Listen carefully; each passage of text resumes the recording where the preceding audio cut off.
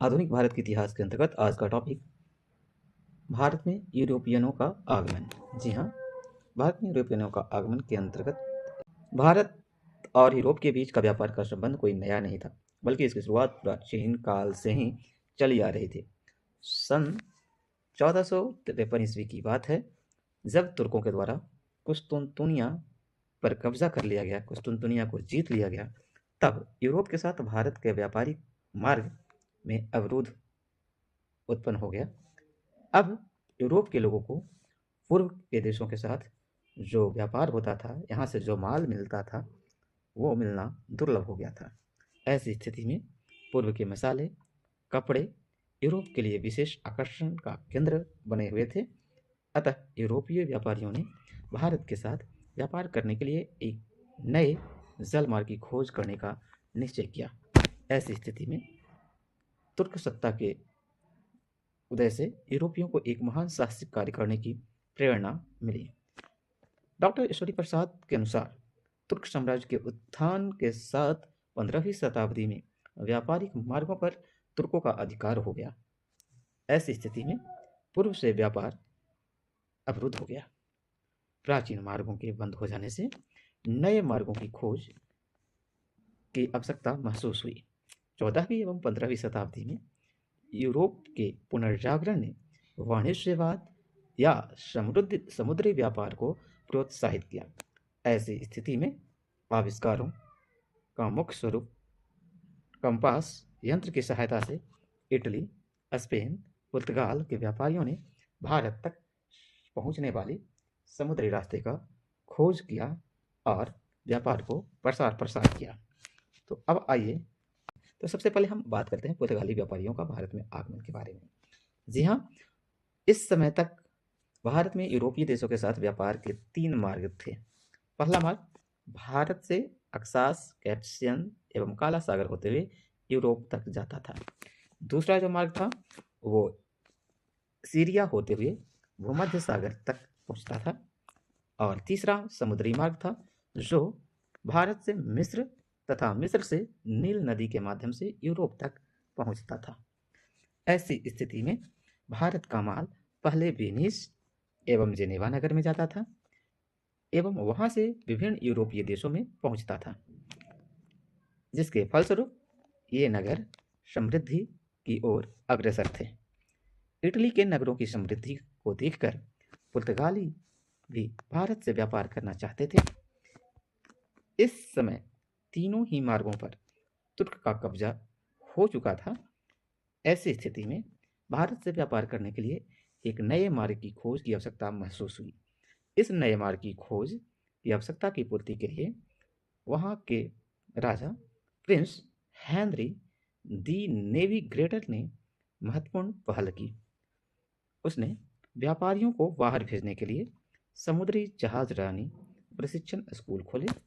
कुछ पर्यटक, मुख्य रूप से मार्को पोलो, भारत तथा चीन की यात्रा कर चुके थे तथा उन्होंने वहां के विषय में जानकारी अपने लोगों को दिया। ऐसी स्थिति में कुछ पर्यटक के मार्को पोलो तथा चीन की सहायता कर चुके थे, वहां के विषय में उन्होंने अपने या भ्रमण वृत्तांत में लिख दी। हेनरी के मृत्यु के बाद बार्थोलोम्यू डियाज ने मार्गों की खोज कार्यों को प्रोत्साहन दिया। 1488 ईस्वी में अफ्रीकी महाद्वीप के दक्षिणी किनारे केप ऑफ गुड होप तक पहुंच गया। वहां से वास्को डी गामा 1497 ईस्वी में मालिंदी तक तथा 1498 ईस्वी में एक अरब व्यापारी की सहायता से कालीकट तक पहुंचा। जब उससे उसके आने का उद्देश्य पूछा गया तो उसने अपने उत्तर में यह दिया कि भारत में ईसाई धर्म का प्रचार तथा गर्म मसालों के व्यापार के लिए वह भारत को पहुंचा है। इस प्रकार 1498 ईस्वी में समुद्री मार्ग की खोज ने वास्को डी गामा को जाता है। डॉक्टर ईश्वरी प्रसाद के अनुसार वास्को डी गामा की इस खोज ने भारत और यूरोप के पारस्परिक इतिहास के संबंध में एक नए अध्याय का सूत्रपात किया, जिसके फलस्वरूप यूरोप के लोग भारतीय इतिहास के रंगमंच पर पहले व्यापारियों के रूप में और फिर बस्तियों को बनाने के वालों के रूप में उतर आए। इस समुद्री मार्ग की खोज के संबंध में ईडी रांझ कहते हैं, संभवतः मध्य युग की अन्य किसी भी घटना का सभ्य संसार पर इतना प्रभाव नहीं पड़ा जितना कि भारत जाने के लिए समुद्री मार्ग खुल जाने का। जब वास्को डी गामा कालीकट पहुंचा तो वहां के राजा, जो उस समय जमोरिन हुआ करते थे, उनका स्वागत करते हैं और लेकिन पुर्तगालियों को अरब व्यापारियों का विरोध का सामना करना पड़ता है। इसका कारण यह था कि भारत और यूरोप के बीच व्यापार का प्रमुख रूप से अरब व्यापारियों का नियंत्रण था। इस नए मार्ग के खुल जाने से पुर्तगाली व्यापारियों के भारत आगमन को अरब व्यापारियों ने अपने आर्थिक हितों को खतरे के रूप में देखा। भारत में कुछ समय रुकने के बाद वास्को डी गामा पुर्तगाल लौट गया। जब वह वापस लौटा तो अपने साथ कुल यात्रा के खर्च का 60 गुना अधिक माल पुर्तगाल ले गया। वास्को डी गामा की इस सफलता से उत्साहित होकर पुर्तगाल के कैब्राल को 13 जहाज के एक नन्हे बेड़े के साथ अगले ही साल भारत भेज दिया गया। कैब्राल ने 1500 ईस्वी में कालीकट पहुंचा था। कूटनीति में कैब्राल वास्को डी गामा की बराबरी नहीं कर पाया और शीघ्र ही कालीकट के हिंदू शासक जमोरिन के साथ उसका मनमुटाव हो गया। कैब्राल और जमोरिन के बीच तनाव का एक अन्य कारण अरब व्यापारियों द्वारा जमोरिन को कैब्राल के विरुद्ध भड़काना भी माना जाता है। इसके फलस्वरूप कैब्राल को कालीकट छोड़कर कोचीन जाना पड़ा। हालांकि कैब्राल को पूरी तरह सफलता प्राप्त नहीं हुई और उसे वापस जाना पड़ा, फिर भी हम कह सकते हैं कि उसकी यह यात्रा पूरी तरह असफल भी नहीं रही थी। जब वह अपने देश वापस गया तो वह अपने साथ भारतीय माल से लदे हुए 5 जहाज भी वापस ले गया था, जिसकी यात्रा का खर्च पूरा हो जाता था। इस आंशिक असफलता के कारण कैब्राल के स्थान पर वास्को डी गामा को एक बार फिर से भारत भेजा गया। 1502 ईस्वी में जब वह भारत आया तब तक पुर्तगालियों ने यह महसूस कर लिया था कि भारतीय व्यापार में उनके हित तभी सुरक्षित हो सकता है जब अरब व्यापारियों को भारतीय व्यापार से निकाल दिया जाए। पुर्तगालियों ने यह सोचा कि कालीकट और कोचीन को हिंदू शासकों को मुस्लिम शासकों तथा अरब व्यापारियों से अच्छा संबंध नहीं है, लेकिन वास्को डी गामा अरब व्यापारियों के विरुद्ध कालीकट के शासक से अपने पक्ष में समर्थन पाने में सफल नहीं हुआ, बल्कि ठीक इसका उल्टा हो गया और अरबों ने के भड़काने के बाद कालीकट के शासक पुर्तगालियों पर आक्रमण कर दिया। इस युद्ध में पुर्तगालियों की जीत होती है, अतः पुर्तगालियों का आधिपत्य स्थापित हो गया, जिसके फलस्वरूप पुर्तगालियों ने कालीकट, कोचीन तथा केन्नार में अपना व्यापारिक केंद्र स्थापित कर दिए। इस प्रकार भारत में यूरोपीय आधिपत्य की राजनीति की शुरुआत हो जाती है। 1504 में पुर्तगाल से अल्मीडा को विधिवत रूप से वायसराय नियुक्त करके भेजा गया। इसे यह निश्चय किया गया कि जब तक पुर्तगाल के पास अपने किलों को सुरक्षित रखने के लिए पर्याप्त शक्ति एवं सेना मौजूद नहीं हो, तब तक वह अपने क्षेत्रों का विस्तार नहीं करेगा। वह अपनी फैक्ट्रियों की स्थापना तटवर्तीय क्षेत्रों में ही करना चाहता था, ताकि वह पुर्तगाली नौसेना के बल पर सुरक्षित रह सके। उसने कहा था, यह बात निश्चित रूप से कही जा सकती है कि जब तक समुद्र पर तुम्हारा प्रभाव है तब तक तुम भारत पर अपना प्रभाव बनाए रखोगे, और यदि तुम्हारे पास वह शक्ति नहीं है तब समुद्र के 1-2 दुर्ग अधिक महत्वशाली नहीं हो सकते। अल्मीडा ने भारत में पुर्तगाली राजस्वों के स्थापित करने की दिशा में विशेष योगदान दिया, परंतु भारत में पुर्तगाल के व्यापार को आगे बढ़ाने के तथा अस्थायी रूप से फैक्ट्रियों को स्थापित करने का श्रेय अल्फांसो दी अल्बुकर्क, जो कि 1509 ईस्वी से 1555 ईस्वी के बीच में पुर्तगाली गवर्नर बनकर भारत पहुंचा था। अब बात करते हैं अल्बुकर्क के बारे में। अल्बुकर्क एक महान प्रशासक था। उसका मानना था कि पुर्तगाली व्यापारिक हित तभी सुरक्षित हो सकता है जब भारत में पुर्तगाली संत की प्रत्यक्ष स्थापना हो और उसका विस्तार हो। स्टेफन के अनुसार अल्बुकर्क के दिमाग में 4 उद्देश्य थे। पहला, व्यापार के उद्देश्य के लिए वह कुछ क्षेत्रों पर कब्जा करना चाहता था, उस पर नियंत्रण स्थापित करना चाहता था। दूसरा उद्देश्य पुर्तगाली तथा स्थायी मूल की महिलाओं के बीच विवाह के माध्यम से वह कुछ जिलों को अपना उपनिवेश बनाना चाहता था। तीसरा उद्देश्य उसके लिए थे, अगर प्रथम दोनों तरीकों में सफलता नहीं मिले तो किले का निर्माण किया जाए, और चौथा यह था कि स्थानीय व्यापारियों को पुर्तगालियों राजाओं को उपहार भेंट देने के लिए विवश कर दिया जाए। इन चारों सिद्धांतों के माध्यम से अल्बुकर्क भारत में पुर्तगाली राज्य की स्थापना का प्रयत्न किया। 1510 ईस्वी में उसने बीजापुर के यूसुफ आदिल शाह से गोवा जीत लिया। 1511 ईस्वी में एशिया में मलक्का पर अधिकार कर लिया। 1512 ईस्वी में बीजापुर राज्य से वानासेरिये का किला जीता। 1515 में फारस की खाड़ी में व्यापारिक अड्डे आरमूज पर अधिकार कर लिया। अफ्रीकी शोक्रोवा तथा लंका में कोलंबो पर भी अधिकार कर लिया। गुजरात के दीव पर पुर्तगालियों का अधिकार हो गया। अल्बुकर्क ने गोवा को अपनी राजधानी बनाया और वहां वाणिज्यिक गतिविधियों को तेज किया। इस प्रकार अल्बुकर्क भारत में पुर्तगाली साम्राज्य का वास्तविक संस्थापक बन गया। अल्बुकर्क एक दूरदर्शी व्यक्ति था। उसने नौसेना की शक्ति को विस्तार के स्थान पर क्षेत्रों पर अधिकार करना अधिक उचित समझा।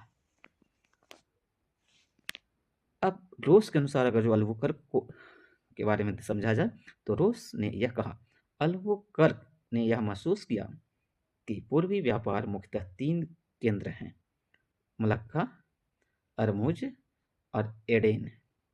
प्रथम 2 पर तो उसने प्रत्यक्ष नियंत्रण स्थापित कर लिया था और तीसरे को भी वह लगभग अपने नियंत्रण में रखने में कामयाब रहा था। उसने कई नौसैनिक अड्डों की स्थापना भी की, जिसकी सहायता से पुर्तगालियों का न केवल समुद्री व्यापार पर अधिकार हुआ, बल्कि अन्य देशों के जहाजी बेड़ों को भी पुर्तगाल की दया पर निर्भर रहना पड़ा। अल्बुकर्क के उत्तराधिकारियों ने समुद्र के किनारे कई बस्तियों की स्थापना की, जैसे दमन, दीव, वेसिन, चाल, सेंट टॉम, हुगली इत्यादि। यद्यपि आने वाले समय में गोवा, दमन एवं दीव को छोड़कर अधिकतर बस्तियां उनके अधिकार में नहीं रही, फिर भी ये तीनों क्षेत्र यानी गोवा, दमन और दीव 1961 तक पुर्तगालियों के ही कब्जे में रही थी। इस प्रकार पुर्तगालियों ने भारत के भीतरी क्षेत्रों पर अधिकार करने की कोशिश नहीं की और तटवर्ती क्षेत्रों को ही अपनी गतिविधियों को उचित रखा था। अब बात करते हैं पुर्तगालियों की असफलता के क्या कारण रहे थे। पूर्व की ओर आने वाले में पुर्तगाली प्रथम थे, फिर भी भारत में गोवा, दमन, दीव को छोड़कर कोई उपनिवेश स्थापित करने में उन्हें सफलता नहीं प्राप्त होती है। पुर्तगालियों के पतन के कई कारण थे। 1580 ईस्वी में पुर्तगाल ने स्पेन पर कब्जा हो जाने के कारण पुर्तगाल अपनी स्वतंत्रता खो बैठा। रॉलिंसन ने पुर्तगाली असफलता के कारण को बताते हुए कहा, निश्चित रूप से पुर्तगाली असफलता का मुख्य कारण समुद्र पर उसका नियंत्रण कमजोर होना था, लेकिन इसके साथ कुछ अन्य भी कारण थे जिन्होंने मिलकर पुर्तगाली पतन को असंभावी बना दिया। वास्को डी गामा तथा अल्बुकर्क जैसे दूरदर्शी एवं कूटनीतिक व्यक्तित्व का अभाव रहा, उनके उत्तराधिकारियों में साफ दिखाई दे रहा था। पुर्तगाली के बाद के समय में व्यापार तथा शासन के प्रति उदासीन भी हो गए थे। धन बटोरने के लालच में पुर्तगालियों और व्यापारियों और प्रशासकों को प्रशासन तथा न्याय के प्रति उदासीन बना दिया था। सन 1552 ईस्वी में गोवा नगर के अधिकारियों ने अपने राजा को सूचित किया था कि भारत में आपके वायसराय तथा अन्य अधिकारियों में न्याय की भावना नहीं रह गई है, इनका एकमात्र उद्देश्य धन बटोरना रह गया है। रॉलिंसन के अनुसार पुर्तगाली भारत में एक व्यापारी के रूप में नहीं बल्कि एक आक्रमणकर्ता के रूप में आए थे। प्रताड़ना उनकी प्रशासन की मुख्य नीति बन चुकी थी। अरब मुस्लिम व्यापारियों को प्रताड़ित कर उसके मुंह में सुअर का मांस डालना, ब्राह्मण जासूसों को कान काटकर उनके स्थान पर कुत्ते का कान जोड़ना, यह आम बात हो गई थी। प्रताड़ना एवं नरसंहार उनके शासन में अपवाद नहीं बल्कि एक नीति बन चुकी थी। उनके धार्मिक नीति इतनी कट्टर थी कि मंदिरों को नष्ट करना, धार्मिक कार्यों में शामिल करना, कुछ पवित्र दांतों की, जिसकी पूजा सिलोन बर्मा आदि देशों में होती थी, उसे समुद्र में फेंक दिया जाना पुर्तगालियों की लूटमार एवं क्रूरता की नीति से भारतीय जनता घृणा करती थी। उनकी इसी प्रवृत्ति के बारे में वर्णियन ने लिखा, नदियों के मुहाने से 40 या 50 मील तक देश में प्रवेश कर वह हाट के दिनों में, जब लोग विवाह उत्सव मना रहे होते थे अथवा किसी उत्सव मनाने के लिए एकत्रित होते थे, गांव की समस्त आबादी को बांधकर अपने साथ ले जाते थे। वे बुजुर्गों को अपने आवास स्थान पर बिक्री के लिए रखते थे तथा युवकों को छोड़ने के लिए उनके माता पिता से अत्यधिक धन वसूली करते थे। यह दृश्य वास्तव में बड़ा दर्दनाक होता था। भारतीय को पुर्तगालियों के प्रति घृणा भी पतन का एक कारण के रूप में जाना जा सकता है। अत्यधिक धन की लालच एवं क्रूरता की नीति तथा प्रशासन के प्रति उदासीनता ने उनकी शक्ति को सीमित कर दिया था।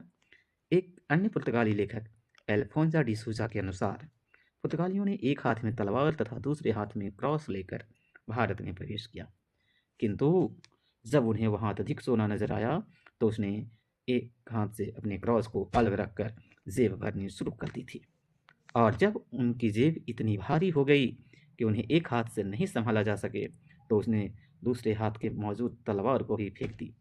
इस हालात में उनके बाद जो आए आसानी से उन पर हावी हो गए। अब बात करते हैं पुर्तगाली शासन के प्रभाव क्या हुए। यानी पुर्तगाली शासन का अंत तो हुआ, किंतु क्या भारतीय इतिहास पे कुछ इसका प्रभाव भी पड़ा, ये देखने की कोशिश करते हैं। यद्यपि भारत पर पुर्तगालियों ने अपने साम्राज्य स्थापित करने में असफल रहे, फिर भी उनके शासन ने आधुनिक भारत के इतिहास में गहरी छाप छोड़ी है। पुर्तगालियों ने ही अन्य यूरोपीय शक्तियों को भारत में प्रवेश करने के लिए मार्ग प्रशस्त किया। पुर्तगाली भारत के युद्ध की एक नई तकनीक लेकर आए। उन्होंने बंधकों के इस्तेमाल ने भारतीय शासकों को भी इस दिशा में पहल करने के लिए उत्साहित किया। नए व्यापारिक मार्ग खुलने पर से भारतीय उत्पाद अब आसानी से अफ्रीका तथा ब्राजील तक पहुंचने लगा था। व्यापारिक मार्ग को समुद्री लुटेरों से सुरक्षित रखने में भी पुर्तगालियों का एक महत्वपूर्ण योगदान था। नई भौगोलिक की खोजों में दिलचस्पी रखने के कारण पुर्तगालियों का मानव ज्ञान बढ़ना शुरू हुआ। कुछ सामाजिक कुरीतियों को भी उसने समाप्त करने के लिए पुर्तगालियों ने पहल की, जैसे कि पुर्तगालियों द्वारा बड़े पैमाने पर भारतीय महिलाओं से वैवाहिक संबंध स्थापित किए गए, जिससे सती प्रथा जैसी सामाजिक बुराई को कम करने में मदद मिली। ऐतिहासिक एवं भौगोलिक साहित्यों की रचना पुर्तगालियों का एक महान योगदान था। धन्यवाद। इस प्रकार से आपने देखा पुर्तगालियों का भारत में क्या कैसे आए, प्रसार उनके किस प्रकार से हुई, और वे अंततः भारत में साम्राज्य स्थापित करने में पिछड़ क्यों गए, ये सब कुछ देखें। अगले वीडियो में हम देखेंगे भारत में अन्य यूरोपीय देशों का आगमन कैसे होता है, अन्य यूरोपीय शक्तियाँ कैसे आती है। तब तक के लिए हमें दीजिए इजाज़त।